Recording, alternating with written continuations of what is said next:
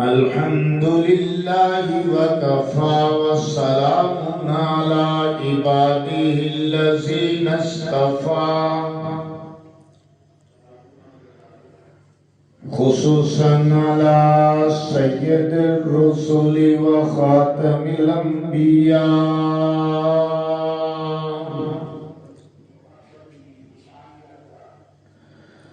أما بعد فأعوذ بالله من الشيطان الرجيم بسم الله الرحمن الرحيم يا أيها الناس اعبدوا ربكم الذي خلقكم من نفس واحدة وخلق منها زوجها وبث منهما رجالا كثيرا ونساء واتقوا الله الذي تساءلون به والأرحام إن الله كان عليكم رقيبا قال النبي صلى الله عليه وسلم النکاح من سنتی فمن رغب عن سنتی فلیس منی او کما قال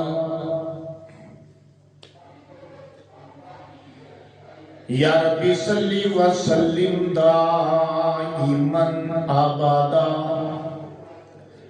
علی حبیبک خیر الخلق کلہم وهو الحبيب الذي ترجى شفاعته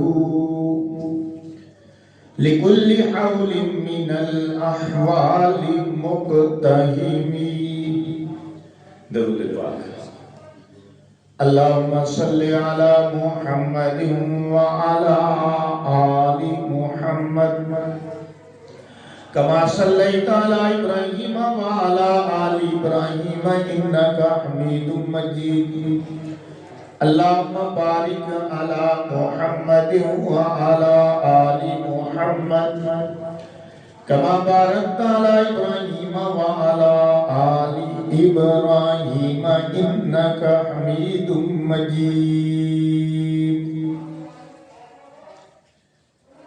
سامعین محترم،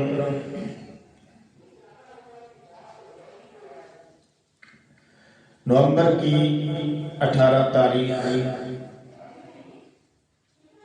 ربیع الثانی 2022 اللہ نے 18,000 مخلوقات کو پیدا کیا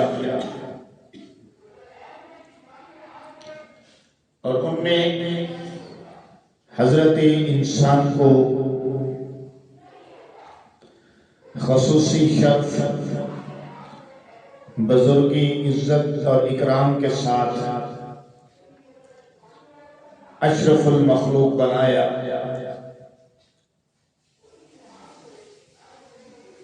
اللہ نے انسانوں کے جوڑے بنائے، بلکہ کائنات میں ہر چیز کا جوڑا بنایا۔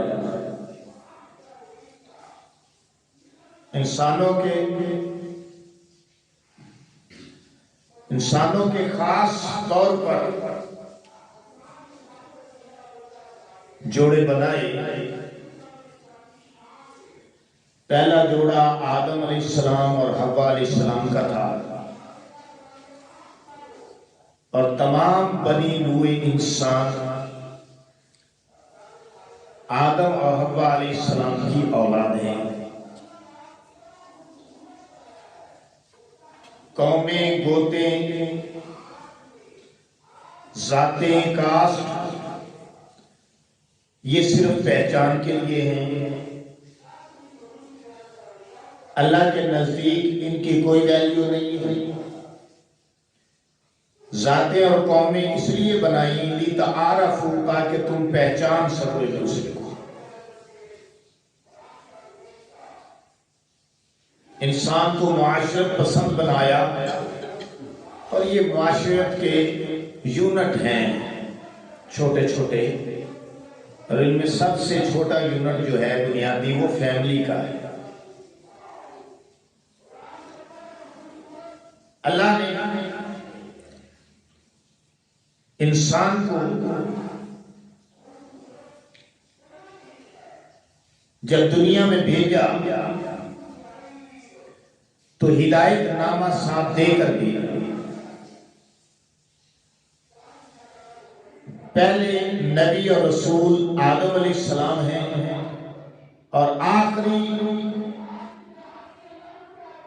اس ورق کے، اس دیواجے کے، اس رسالے کی، اس کتاب کے، کائنات کی کتاب کے آخری مضمون محمد عربی صلی اللہ علیہ وسلم ہے۔ گویا اللہ کا یہ آخری شمارہ ہے۔ اللہ نے انسانوں کو زندگی گزارنے کے لیے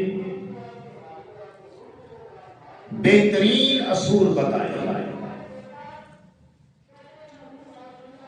اور جو اللہ نے اپنے نبیوں کے ذریعے سے اصول بتائے وہ شریعت کہلاتا ہے۔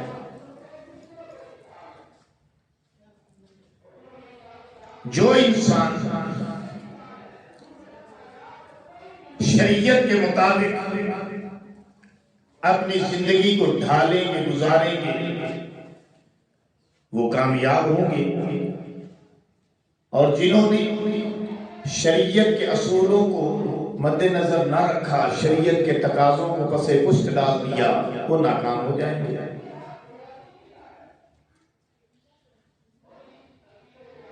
اللہ نے اسی طرح، جیسے میں نے عرض کیا کہ پہلا جوڑا آدم و حوا علیہ السلام کا، پھر آگے نسل انسانی کو چلانے کے لیے اللہ نے سلسلہ تناسل و توالد کو قائم رکھا، جسے انگلش میں ریپروڈکشن سسٹم کہتے ہیں۔ اس کے لیے اللہ نے ہمیں شریعت کی حدود اور قیود میں رکھا، اور اس تعلق کو، جو مرد عورت کا تعلق ہے، ازواجی تعلق، اس کو نکاح کے ذریعے پاکیزہ بنایا۔ اگر کوئی خود نکاح کے بغیر رہنا چاہیں مرد عورت تو وہ جائز نہیں، اور نہ ہی ان کے انسانی تقاضوں کو جائز سمجھا جائے گا۔ ان سے پیدا ہونے والی اولاد کو بھی حلالی نہیں، حرامی سمجھا جائے گا۔ ہر مذہب کے اندر، ہر شریعت کے اندر اللہ نے نکاح کو رکھا۔ سلسلہ تو تھا فطرتی، مرد عورت کا ملان اور ان کا تعلق، یہ تو فطرتی سلسلہ تھا۔ اس کو اللہ نے نکاح کے ذریعے پاکیزہ بنایا، چونکہ یہ نسل انسانی کی بقا کا ذمہ دار ہے یہ سلسلہ، اس لیے شریعت نے اس کے احکامات بھی دیے۔ ایک دوسرے کے ساتھ جو رشتے بنائے جاتے ہیں، ہم رشتے مانگتے ہیں، جا کر اپنے بچوں کے رشتے کرتے ہیں، اللہ نے اس کا تذکرہ فرمایا، اس کو بیان فرمایا۔ فرمایا یا ایھا الناس اعبدوا ربکم الذی خلقکم من نفس واحدہ، اے انسانوں اس رب کی عبادت کرو جس نے تمہیں ایک جان سے پیدا کیا، اور وہ ایک جان کون سی؟ میں اور آپ جانتے ہیں کہ وہ آدم علیہ السلام کی جان ہے، نفس واحدہ، ہم نے تمہیں ایک جان سے پیدا کیا، پھر تمہاری قبیلے اور گوتھے بنا لیا۔ پہلے اپنی عبادت کا ذکر کیا، یا ایھا الناس اعبدوا، اے انسانوں رب کی عبادت کرو۔ جب والدین کی فرما برداری، تابعداری، اطاعت گزاری کی بات آئی تھی تو اس وقت بھی اللہ نے پہلے اپنی عبادت کی بات کی تھی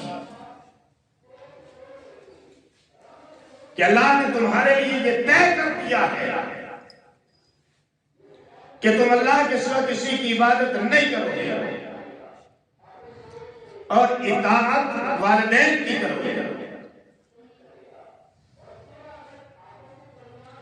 اسی طرح اللہ نے یہاں بھی پہلے اپنی عبادت کا تذکرہ کیا اور پھر آگے جس بات کا تذکرہ کیا وہ یہ ہے کہ انسانوں ہم نے تمہیں پیدا کیا اور ایک جان سے پیدا کیا، یعنی اس کو اللہ نے اس طرح بیان کرنے کو اللہ نے اپنی قدرت بتایا، اپنی قدرت بتایا کہ ہم نے اپنی قدرت سے ایک جان سے تمہیں پیدا کیا۔ اب دیکھو پوری دنیا میں کتنے لوگ ہیں، 7 ارب جو ہے وہ تقریباً آبادی ہو گئی ہے دنیا کی، 7 ارب سے بھی زیادہ ہو گئی آبادی ہے کہ بڑھتی جا رہی ہے۔ جنہوں نے روکنا چاہا وہ بھی پریشان ہو گئے، نہیں روک سکے، اور جنہوں نے ایسے قوانین بنائے کہ بچے 2 ہی اچھے، وہ 2 سے بھی گئے۔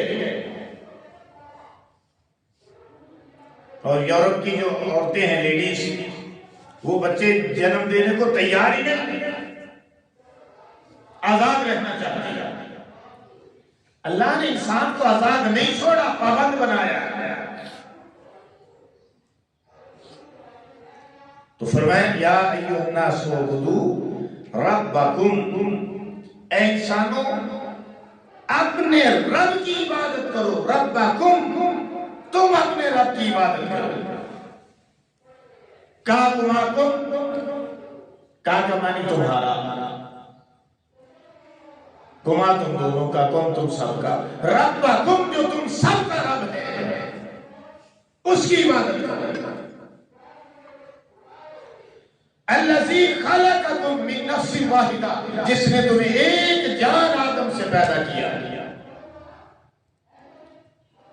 پہلے ایک جان ہی پیدا ہوئی تھی نا آدم علیہ السلام، پھر آدم علیہ السلام کا دل نہیں لگتا تھا تو اللہ نے حوا علیہ السلام کو پیدا کر دیا اور انہیں کی پسلی سے پیدا کر دیا۔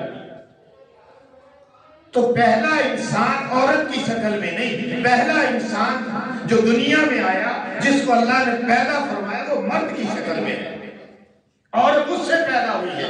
پھر آگے جو سلسلہ اللہ نے چلایا تولد و تناسل کا تو پھر وہ عورت سے ہے،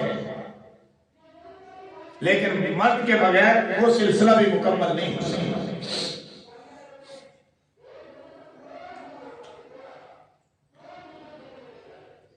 وَخَلَقَكُم مِّن نَّفْسٍ وَاحِدَةٍ وَبَثَّ مِنْهُمَا رِجَالًا كَثِيرًا وَنِسَاءً، اور پھر تمہیں مردوں کی شکل میں، عورتوں کی شکل میں پوری روئے زمین پر پھیلا دیا۔ وَبَثَّ، پھیلا دیا، منہما، ان سے، ان دونوں سے، آدم و حوا سے، رجالن، مردوں کی شکل میں، ونساء، عورتوں کی شکل میں۔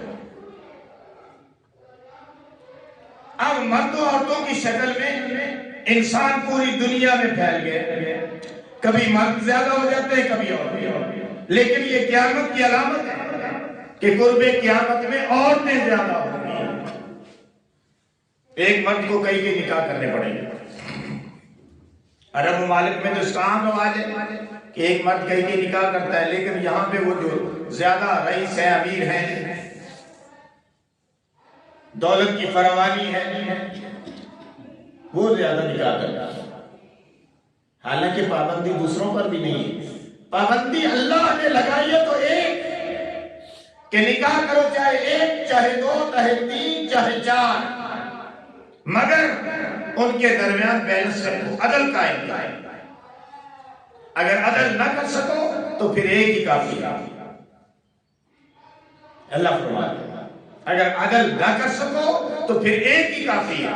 تمہیں پتہ ہونا چاہیے، ورنہ پھنس جاؤ گے، قیامت میں گھر لیے جاؤ گے. اب پتہ چلا کہ یہ تو فریضہ ہے، اللہ کی طرف سے آئے فریضہ ہے، اور نکاح پیغمبروں کی بھی سنت ہے اور میرے نبی پاک کی بھی سنت ہے. کیونکہ نکاح پاکیزگی ہے، پاکیزگی عطا کرتا ہے. نکاح کے ذریعے معاشرہ پاکیزہ رہتا ہے، نکاح کے ذریعے عزتیں محفوظ رہتی ہے. اس لیے امام الانبیاء نے فرمایا کہ النکاح من سنتی فمن رغب عن سنتی فلیس منی. نکاح میری سنت ہے، یاد رکھو. جس نے میری سنت سے منہ موڑا وہ مجھ سے نہیں ہے. اس لیے ترغیبی ارشاد فرمایا گیا ہے. صرف یہ نہیں کہ حضور کا عمل تھا، بلکہ حضور نے تو ارشاد فرمایا. اور اللہ نے قرآن میں دوسری جگہ فرمایا انسانوں اس رب سے ڈرو، یا ایھا الذین آمنوا اتقوا اللہ، اے ایمان والو اللہ سے ڈرو کہ جس کے نام پر تم رشتے مانگتے ہو جا کر رشتے داروں سے اور غیروں سے، اس رب سے ڈرو. جب انسان رب سے ڈرتا ہے، کسی کی بیٹی کو بیاہ کے لاتا ہے، پھر وہ رب سے ڈرتا ہے، اس کے حقوق پورے کرتا ہے، رب سے ڈرتا ہے تو اس کا خیال رکھتا ہے. اگر رب کا ڈر نہ رہے تو پھر بیٹیاں، دوسروں کی بیٹیاں ظلم کا شکار ہو جاتی ہیں. یا ایھا الذین آمنوا اتقوا اللہ وقولوا قولا سدیدا، اے ایمان والو اللہ سے ڈرو اور سیدھی سچی بات کرو. یصلح لکم اعمالکم، وہ تمہارے اعمال کی اصلاح کر دے گا. ویغفر لکم ذنوبکم، تمہارے گناہوں کو بخش دے گا. ومن یطع اللہ ورسولہ فقد فاز فوزا عظیما، جس نے اللہ اور اس کے رسول کی اطاعت کی تو کامیاب ہو گیا. تو اطاعت پیغمبر اس میں ہے. اب نکاح جو ہے یہ تو حکم ہے اللہ کا بھی، اس کے رسول کا بھی، اور شریعت نے اس کے باقاعدہ اصول بتائے. لیکن آج کیا ہوا ہے؟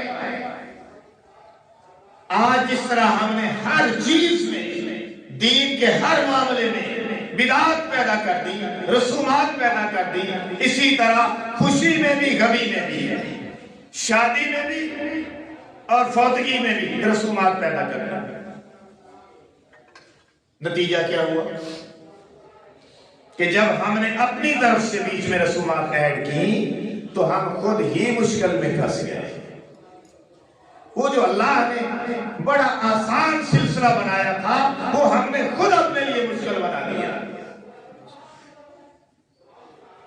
اب میں جو غمی کی رسومات اس طرف نہیں جاؤں گا، پھر کبھی وہ میرا موضوع یہ ہے نکاح اور آسان نکاح.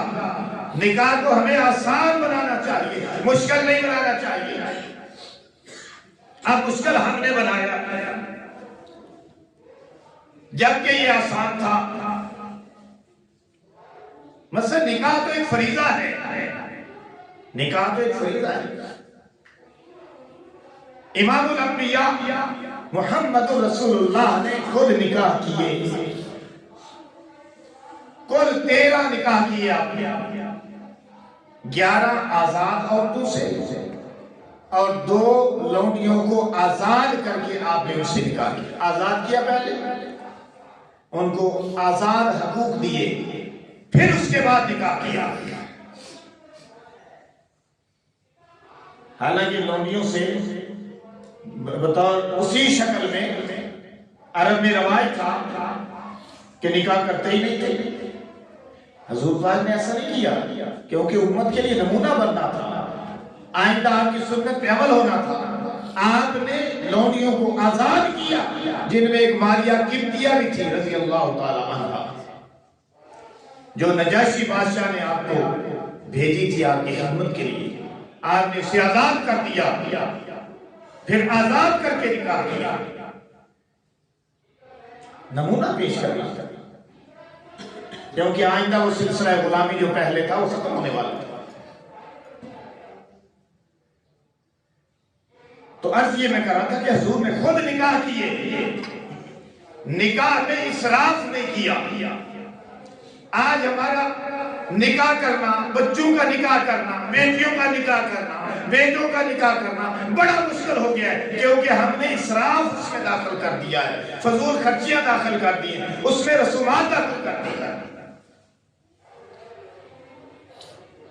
نکاح کیا ہے، سنت کیا ہے، اور ہم نے کیا اس میں بدعات پیدا کی ہیں، رسومات پیدا کی ہیں، وہ ذرا سنیے، تھوڑا سا اس کو انالیسس کرتے ہیں.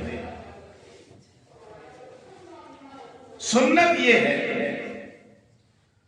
کہ شرعی اصولوں کے مطابق رشتہ ہو گیا، اب اس میں ہم نہیں جائیں گے کہ رشتہ کیسے مانگا جاتا ہے، کس طرح کیا جاتا ہے، اس کے بھی باقاعدہ آداب ہیں. رشتہ ہو گیا، اب نکاح کا مرحلہ ہے، لیکن نکاح کے مرحلے سے پہلے ہم نے ایک اور کام کیا، وہ تھا منگنی والا، منگنی کی رسم کی. یہ بھی غیر اسلامی، منگنی کرنا، پھر اس پہ اسراف کرنا، اس پہ جو ہے وہ گانا بجانا کرنا، ڈھول ڈھمکا کرنا، ناچ گانا کرنا، دعوتیں کرنا، یہ سب اسراف. اور جس میں اسراف ہو اللہ کو وہ چیز پسند نہیں، نہ اللہ کو نہ اس کے رسول کو. اللہ قرآن میں فرماتا ہے وَلَا تُسْرِفُوا، اسراف نہ کرو. اللہ قرآن میں فرماتا ہے إِنَّ الْمُبَذِّرِينَ كَانُوا إِخْوَانَ الشَّيَاطِينِ، فضول خرچی کرنے والے شیطان کے بھائی ہیں. منگنی پہ اڑایا پیسہ، اب منگنی کر دی، اس کے بعد ابھی نکاح کا مرحلہ نہیں آیا کہ ہم نے اس سے پہلے مہندی کی. اب یہ نئی رسم ایڈ ہو گئی، اب تو یہ بھی نئی نہیں رہی، 20-30 سال سے جاری ہے. اب یہ جو مہندی ہے کہ دلہے والے دلہن کی طرف آئے اور دلہن کی جو ہے دلہے والوں کے دوست احباب رشتہ دار وہ گاڑیوں بک کرائیں، ان میں بیٹھے، گاڑیوں میں خصوصی جو موم بتیاں وغیرہ اور یہ خصوص، ساتھ پھر میوزک، ڈھول ڈھمکے، پھر ساتھ نوجوان، پھر اس پہ خصوصی لباس.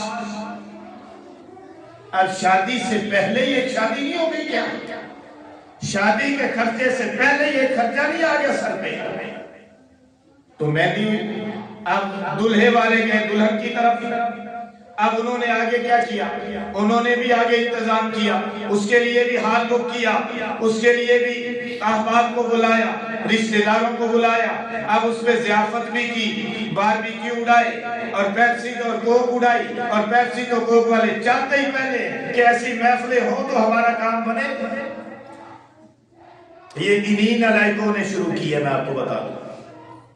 یہ پیپسی والوں نے نا، یہ کوک والوں نے مشہوریاں دے کے یہ اس کو شروع کروایا ہے. یہ یہود و نصارہ کا تو ایک ایجنڈا ہے کہ مسلمان پیور اسلام پہ نہ رہیں، خالص اسلام پہ نہ رہیں، اسلام ان کے اندر سے نکال دو، رسم و رواج پہ لگا دو. مہندی سے پہلے شادی سے بڑھ کر خرچہ. آپ مانیں گے میری بات غلط نہیں ہے. اب پھر لڑکے والے گئے لڑکی کی طرف، ابھی شادی نہیں ہوئی، ابھی نکاح نہیں ہوا، اور لڑکی والے آئے پھر لڑکے کی طرف، انہوں نے بھی کاریں بک کروائیں، گاڑیاں بک کروائیں اور خرچے ہوئے۔ اب کہتے ہیں مہندی ہو گئی، اب 4 دن ٹھہر جاؤ، ان کو بھی پہ گیا بابا جی، ان کو بھی نکلنا ہے، 10 لاکھ کے شادی سے پہلے، شادی سے بڑھ کر خرچہ۔ ہم اپنی عیاشی پہ یہ خرچہ کر رہے ہیں۔ سنت تو یہ نہیں کہتی، اسلام تو یہ نہیں کہتا، پیغمبر کا فرمان تو یہ نہیں کہتا، مجھے دکھاؤ کہاں لکھا ہے مہندی، اور مہندی پہ یہ کام۔ اچھا اب آ گیا جناب نکاح کا مرحلہ۔ نکاح کا مرحلہ اسلام کیا کہتا ہے؟ اسلام کہتا ہے کہ نکاح میں 2 گواہ ہوں، ایجاب و قبول ہو، اور حق مہر طے کر دیا جائے۔ یہ 3، اس میں 1 فرض 2 واجب، 3 ہی فرضوں کے برابر، ان کے بغیر نکاح نہیں ہوتا۔ یہ نکاح کے واجبات ہیں۔ مولوی کی بھی ضرورت نہیں ہے، وہ تو رجسٹرڈ کروانا ہے، برکت کے لیے آپ نے علماء کو بلا لیا، کیونکہ ہمارے اندر تو دین نہیں نہ رہا، اس لیے نکاح کا آپ کو بلایا گیا، ہمیں تو پتہ نہیں ہے کرنا کیا ہے۔ تو جو عالم ہوتا ہے، مفتی ہوتا ہے، مولوی ہے، امام ہے، وہ نکاح پڑھاتا ہے لڑکا اور لڑکی کی طرف سے وکیل بن کر۔ جو چیزیں فرض ہیں وہ تو ہیں ایجاب و قبول اور حق مہر اور 2 گواہ۔ اب اس میں کیا ہوا؟ اسراف کہاں ہوا کہ وہاں دلہے والے برات لے کر آئے، اور برات اتنی بڑی لے آئے کہ سنبھالنا مشکل۔ ٹھیک ہے، اس سے پہلے جہیز کے تقاضے چلے، اس کی بات بھی علیحدہ کریں گے انشاءاللہ، کہ جہیز بھی ضروری نہیں تھا۔ وہ ضروری اتنا تھا کہ جس سے وہ اپنی زندگی کو ایک آرام سے گزار لیں، ہر ایک اپنی حیثیت کے مطابق جہیز دیتا ہے، نمود و نمائش نہیں۔ اب اس پر بات آگئی، پہلے یہ جہیز والی بات کلیئر کر لیں کہ پاک پیغمبر نے بھی اپنی بیٹی کو جہیز دیا ہے۔ بی بی فاطمہ کو جہیز دیا ہے، لیکن حضرت علی کی طرف سے کوئی فرمائش نہیں تھی کہ مجھے یہ چاہیے، مجھے یہ چاہیے، مجھے یہ چاہیے۔ آپ تو دلہا کہتا ہے مجھے کار چاہیے، مجھے بائک چاہیے، مجھے اس طرح کا بیڈ چاہیے، مجھے اس طرح کا انتظام چاہیے، مجھے اس طرح کا جو ہے وہ بسترے چاہیے۔ یہ غلط ہے۔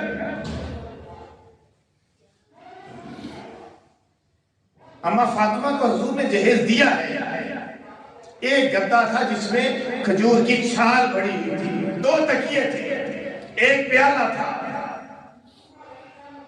ایک مشکیزہ تھا، 2 چکیاں تھیں۔ یہ جہیز تھا کل اما فاطمہ کا جو 2 جہانوں کی سردار ہے۔ لیکن اس سے یہ پتہ چلا کہ حضور پاک صاحب الاولاد صلی اللہ علیہ وسلم نے اپنی بیٹی کو اس وقت کی ضرورت کے لحاظ سے اشیاء فراہم کی ہیں۔ جب بڑی برات لے کے آئیں گے تو دلہن والوں کا، بچی والوں کا خرچہ ہوگا، تو یہ تو ٹھیک نہیں ہے۔ شاید وہ بوجھ اٹھانے کی طاقت نہ رکھتے ہوں۔ اب جب نکاح کا مرحلہ آیا تو نکاح کے مرحلے میں بھی میں نے عرض کر دیا کہ ایجاب و قبول ہے، 2 گواہ ہیں، ہاں جی، ایجاب و قبول ہے، 2 گواہ، حق مہر ہے۔ یہ 3 چیزیں ضروری ہیں، لیکن ہم نے اس میں کیا کیا چیزیں پیدا کر لی کہ اب نکاح ہو گیا، نکاح کے بعد رستہ رکوائی آ گئی، بلکہ شاید پہلے ہی آ گئی ہے، یہ رستہ رکوائی آ گئی، اس پہ بھی جناب پیسوں کا تقاضا ہے دلہے سے، اور آگے پھر دودھ ملائی آ گئی، اس پہ بھی تقاضا ہے دلہے سے، اور پھر اس کے بعد جناب علی جوتا چھپائی آ گئی، وہ جب مقلابہ لینے آئے گا، یہ مقلابہ بھی سنت کوئی نہیں، یہ جوتا چھپائی بھی سنت کوئی نہیں، یہ جناب راستہ رکوائی بھی سنت کوئی نہیں، یہ دودھ ملائی بھی سنت کوئی نہیں۔ ہم نے کیا کیا کر دیا؟ موضوع میرا یہ ہے کہ ہم نے آسان شریعت کو جو عین فطرت کے مطابق تھی اور ہے، شریعت محمدیہ علیہ السلام جو عین فطرت کے مطابق تھی، فطرت کے تقاضوں کے مطابق ہے، ہم نے اسے کتنا مشکل بنا دیا، ہم نے اسے اتنا مشکل بنایا ہے، تبھی ہمارے لیے نکاح کرنا مشکل ہو گیا ہے۔ بچی والے کہتے ہیں بھائی ویٹ کرو، اگر کہیں اس کی منگنی ہو بھی گیا، وہ تو ہوتے ہی نہیں ہیں، رشتے آتے ہی نہیں ہیں، اگر کہیں منگنی ہو گئی تو ان کو کہہ رہے ہیں ابھی ٹھہرو، ابھی ٹھہرو، ابھی ٹھہرو۔ کہتے کیوں؟ کہتے ہیں ابھی میرے پاس گنجائش نہیں۔ گنجائش نکالو نا، ضرور آپ نے حال وہ کروانے، ضرور آپ نے جو ہے وہ فوج منگوانی ہے بارات والوں کی، ضرور آپ نے مہندیوں پہ خرچ کرنا ہے، اور ضرور آپ نے جو ہے وہ رسومات پہ خرچ کرنا ہے۔ ایک سادہ سمپل طریقہ، شریعت سادگی کا نام ہے، یاد رکھیے، اسراف کا نام نہیں ہے۔ ہم نے اسراف کو جو ہے وہ بیچ میں لے آئے، اس لیے ہمارے لیے ہر فریضہ ادا کرنا مشکل ہو گیا۔ یہ پہلا پارٹ تھا، انشاءاللہ العزیز یہ موضوع جو ہے وہ چلے گا 1-2 جمعے تک۔